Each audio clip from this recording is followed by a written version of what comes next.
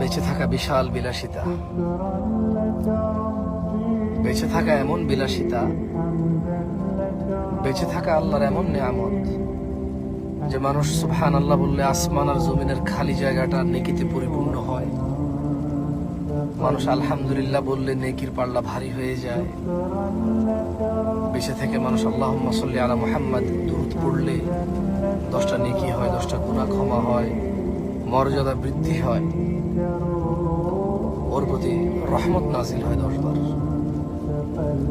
বেঁচে থাকলে ফজরের 2 রাকাত সুন্নত আদায় করলে দুনিয়াতে যা আছে এর চেয়ে বেশি কিছু পাওয়া যায়। বেঁচে থাকলে ফজরে 2, জোহরে 6, মাগরিবে 2, ইশায় 2, মোট 12 রাকাত সুন্নতে মুআক্কাদা পড়লে আল্লাহ সুবহানাহু ওয়া তাআলা জান্নাতে ঘর তৈরি করবে। যে ব্যক্তি প্রতিদিন 12 রাকাত সুন্নত আদায় করবে তার জন্য আল্লাহ একটা করে ঘর নির্মাণ করবে। সুবহানাল্লাহ।